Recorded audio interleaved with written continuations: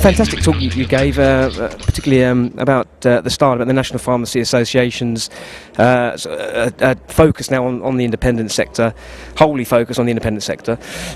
It's been a year now, isn't it, since they directed their focus with more vigour, shall we say. How's that going? How is that new approach? Well, I would say this, wouldn't it? But I think it's going bloody well. It's given us some clarity internally, and it's given us some clarity in the market. It's given us, I would say, a stronger voice around pharmacy voice, to make sure that the independent voice is heard. It's given us greater engagement, but that's part of the planning. We get greater engagement with our members. We've ran, as part of the whole manifesto project and Survive to Thrive as an output, we engaged with an awful lot of our members, about a third of our members out there. We've still got 9 out of 10 independents in membership with the NPA, so a very loyal following. And I'm very proud of the team that have honed, evolved and added to the services that we provide for our members. Sure, excellent. It's such I suppose, crucial for independents to sort of get out there, engage at the local level, and really roll their sleeves up and be proactive. Are the MPA's independent membership doing that? Are you confident that they're doing that, the majority of them? I suppose in any sector, and it depends on where the access is you'll get a bell curve of engagement. So you'll have innovators, early adopters, late adopters, and those who either choose to or find it difficult to move ahead. I think what we are doing through making the why, as in WHY, very important in their heads. We're moving the axis at the moment and moving more of the late adopters into the action now, and I think the light bulbs are going on. People are seeing the opportunities and the needs. There's kind of two things: there's a burning platform and a burning desire forming now. So the burning platform is, how do I survive in this current climate?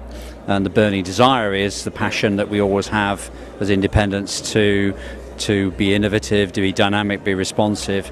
If you think of the definition or the words that define an independent, then we're really looking at things like responsiveness, about relationships, around commitment, about compassion, about care and community. But the big word for me is the relationship one. They have relationships with their patients, their public, and other practitioners locally, and their team as well. Sure. One of the things that stood out in your talk was the tipping point, I think as you put it. Pharmacies are facing a tipping point now. What do independents have to do to sort of get over that tipping point? Well, I think that the tipping point is driven from a number of places. I mean, tipping point, if you ever read Malcolm Gladwell's book, is about doing little things that make a big difference sometimes. And it's identifying what those little things are. What are the things that you can change that will make a big difference, rather than going for the big ones, which are harder to do. And very often they're quite simple things, and it's around teamwork, around developing the workforce.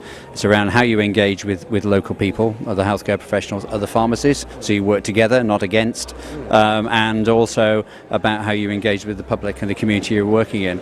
And then the third key element there is about the environment we offer within the pharmacy. And it doesn't mean having a £50,000, £100,000 refit. It's about just thinking and walking into your pharmacy first thing in the morning and saying, is this pharmacy what my public want? Sure. If you go back to sort of February 2013, a year ago, and all the challenges facing pharmacy at that point, the stock shortages, the dispensing errors, the funding, the remuneration, everything that was at that moment in time. Do you think pharmacies really sort of enjoyed some kind of progress in that regard 1 year on, do you think? I think we've made some progress. It's not the progress I was like. I'm probably one of the most impatient people in the sector.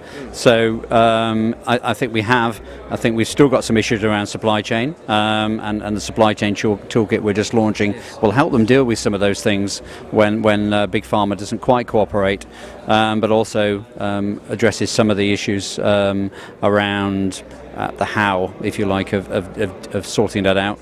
If you look at the funding, well, yeah, funding is still a challenge, but then it's a challenge for everybody, whether it's in commerce or government of any stage. So Keith Ridge was quite explicit this morning. We are where we are, to use his phrase, which is not a nice phrase to have, but it actually, there isn't any more money in the system. In fact, there's less money in the system. So how do we tap into more of that money in the system, not just the traditional global sum? Michael, thanks very much for joining us in Mexico. Pleasure, Neil. Thanks very much. Cuando las serpientes evolucionaron más rápido que muchos venenos. Noten la diferencia entre una serpiente venenosa y otra que no lo es por las marcas que deja. 1970, 1970, 1970, 1970. Y si un día